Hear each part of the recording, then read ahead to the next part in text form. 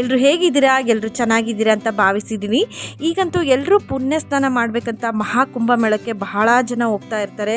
ದಿನಕ್ಕೆ ಎಷ್ಟು ಕೋಟಿ ಕೋಟಿ ಜನ ಅಂತಂದರೆ ಅಲ್ಲಿ ಪುಣ್ಯ ಸ್ನಾನ ಮಾಡಿದರೂ ಸಹ ಇನ್ನೂ ಕಡಿಮೆ ಆಗ್ತಾನೇ ಇಲ್ಲ ಜನಗಳು. ಹಾಗೆ ನಾವು ಕೂಡ ಅಷ್ಟೇ ಈಗ 144 ವರ್ಷದ ಬಳಿಕ ನಡೆಯುವಂತಹ ಒಂದು ಪುಣ್ಯ ಸ್ಥಾನದಲ್ಲಿ ಸ್ನಾನ ಮಾಡಬೇಕಂತ ನಾವು ಕೂಡ ಪ್ರಯಾಗ್ರಾಜ್ಗೆ ಹೊರಟಿದ್ದೀವಿ. ನಮ್ಮನೆಯವರು ಹೋಗ್ತಾ ಇದ್ದಾರೆ ಪ್ರಯಾಗ್ರಾಜ್ಗೆ, ಹಾಗಾಗಿ ಬಟ್ಟೆನೆಲ್ಲ ಜೋಡಿಸ್ತಾ ಇದ್ದೀನಿ. ನಾವೇ ಪುಣ್ಯವಂತರಂತ ಹೇಳ್ಬೋದು, ಯಾಕೆಂದರೆ ನಾವಿರುವಾಗ ರಾಮ ಮಂದಿರ ಓಪನ್ ಆಯಿತು ಮತ್ತು 144 ವರ್ಷಗಳ ಬಳಿಕ ನಡೆದಂತಹ ಮಹಾಕುಂಭಮೇಳಕ್ಕೆ ನಾವು ಸಾಕ್ಷಿಯಾದ್ವಿ ಅಂತ. ಮತ್ತು ಕೇಳರಿಯದಂತಹ ಒಂದು ಕರೋನಾ ಅನ್ನುವಂತಹ ಮಹಾಮಾರಿ ಸಹ ನಾವು ನೋಡಿದ್ವಿ. ಇದೆಲ್ಲ ನೋಡಿದರೆ ನಾವೆಷ್ಟು ಪುಣ್ಯವಂತರು ಅಂತ ಅನಿಸುತ್ತಲ್ವಾ. ನೋಡಿ, ಇವರು ಮಧ್ಯಾಹ್ನ 3 ಗಂಟೆಗೆ ಹೊರಡ್ತಾ ಇದ್ದಾರೆ. 3 ಗಂಟೆಗಿದೆ ಟ್ರೈನು. ನನಗೆ ಗಡಿಬಿಡಿ ಆಗಿಬಿಡ್ತು, ಯಾಕೆಂದರೆ ಬೆಳಗ್ಗೆ ಹೇಳಿದ್ರಲ್ವ, ಹಾಗಾಗಿ ನಾನು ಒಂದು 30 ಚಪಾತಿ ಅಷ್ಟೇ ಮಾಡಲಿಕ್ಕಾಗಿದ್ದು. ನನಗೆ ಚಪಾತಿ ಮತ್ತು ಖಾರದ ಚಟ್ನಿ ಹಾಗೆ ಸ್ವಲ್ಪ ಮಂಡಕ್ಕಿನ ಹುರ್ಕೊಟ್ಟೆ. ಇವರು ಫಸ್ಟು ಹೋಗ್ತಾ ಇರೋದು ಚಿತ್ರದುರ್ಗದಿಂದ ವಾರಣಾಸಿಗೆ ಹೋಗ್ತಾ ಇದ್ದಾರೆ. ಯಾಕೆ ಏನಕ್ಕೆ ಫಸ್ಟೇ ಪ್ರಯಾಗ್ರಾಜ್ಗೆ ಹೋಗಬೇಕಲ್ಲ ಅಂತ ಅಂದ್ಕೊಂಡಿದ್ರು. ಕೆಲವೊಂದು ವೀಡಿಯೋಸ್ನೆಲ್ಲ ನೋಡಿದೆ ನಾನು. ಫಸ್ಟು ಪ್ರಯಾಗ್ರಾಜ್ಗೆ ಹೋಗಬಾರ್ದಂತೆ, ಯಾಕೆಂದರೆ ಸ್ನಾನ ಮಾಡಿಬಿಟ್ಟು ಡೈರೆಕ್ಟು ಅವ್ರವ್ರ ಊರಿಗೆ ಹೋಗಬೇಕು ಅಥವಾ ಅವ್ರ ಮನೆಗೆ ಹೋಗಬೇಕು ಅಂತ ಏನೋ ಹೇಳ್ತಾರೆ. ಹಾಗಾಗಿ ಇವ್ರು ಹೆಂಗೆ ಪ್ಲ್ಯಾನಿಂಗ್ ಮಾಡ್ಕೊಂಡ್ರೆ ಅಂದರೆ ಫಸ್ಟು ನಮ್ಮ ದುರ್ಗದಿಂದ ವಾರಣಾಸಿಗೆ ಹೋಗ್ತಾರೆ. ಅಲ್ಲಿ ಕಾಶಿ ವಿಶ್ವನಾಥ ದರ್ಶನ ಎಲ್ಲ ಮಾಡ್ಕೊಂಬಿಟ್ಟು ಆಮೇಲೆ ಅಯೋಧ್ಯೆಗೆ ಹೋಗ್ಬಿಟ್ಟು ಕೊನೆಯಲ್ಲಿ ಮಹಾಕುಂಭಮೇಳಕ್ಕೆ ಹೋಗ್ಬಿಟ್ಟು ಸ್ನಾನ ಮಾಡಿಕೊಂಡು ರಿಟರ್ನ್ ಆಗ್ತಾರೆ.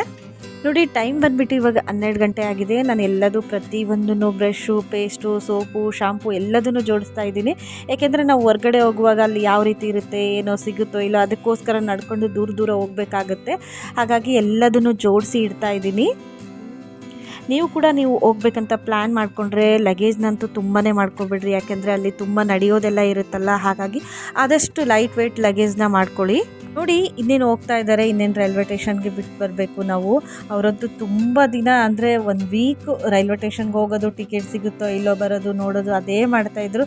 ಇವತ್ತೇನು ಮಿರಾಕಲ್ ಅನ್ನಬೇಕು, ಅವ್ರ ಫ್ರೆಂಡ್ ಕಡೆಯಿಂದ ಟಿಕೆಟ್ ಸಿಕ್ತು. ಹಾಗಾಗಿ ಇವಾಗ ಹೊರಡ್ತಾ ಇದ್ದಾರೆ. ಎಲ್ಲ ಗಡಿಬಿಡಿಯಲ್ಲಿ ರೆಡಿ ಮಾಡಿಬಿಟ್ಟು ಹೊರಡ್ತಾ ಇದ್ದಾರೆ. ರೈಲ್ವೆ ಸ್ಟೇಷನ್ಗೆ ಹೋಗಿ ಬಿಟ್ಟು ಬರಬೇಕು.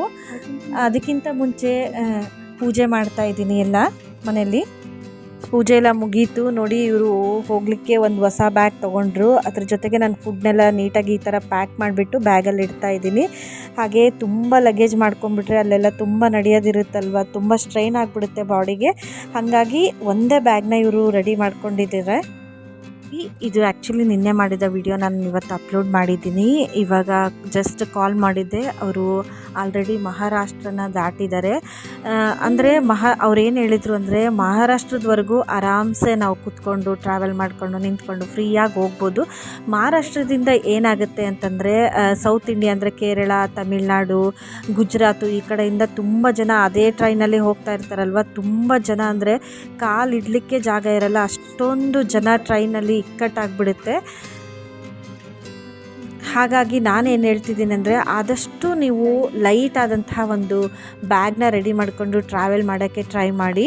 ನೋಡಿ ಫ್ರೆಂಡ್ಸ್, ಇನ್ಮೇಲೆ ನಾನು UP ಬ್ಲಾಗ್ನ ಮಾಡಬೇಕಂತ ಅಂದ್ಕೊಂಡಿದ್ದೀನಿ. ಅಂದರೆ ಇವಾಗ ಅವರು ವಾರಣಾಸಿಗೆ ಹೋಗ್ತಾರಲ್ವ, ಸ್ಟಾರ್ಟಿಂಗಲ್ಲಿ ಅಲ್ಲಿ ಯಾವ ರೂಮ್ನ ಬುಕ್ ಮಾಡಬೇಕು ಮತ್ತು ಅಲ್ಲಿ ಫುಡ್ಡು ಯಾವ ಹೋಟೆಲ್ಗೆ ಹೋಗಬೇಕು, ಹಾಗೆ ಅಲ್ಲಿ ಗಂಗಾ ಆರತಿ ಮತ್ತು ನಮೋ ಘಾಟು ಇವೆಲ್ಲದ್ರ ಬಗ್ಗೆ ನಾನು ವೀಡಿಯೋ ಅಪ್ಲೋಡ್ ಮಾಡ್ತೀನಿ. ಪ್ರತಿದಿನ ಒಂದೊಂದು ವೀಡಿಯೋನ ಅಪ್ಲೋಡ್ ಮಾಡ್ತೀನಿ.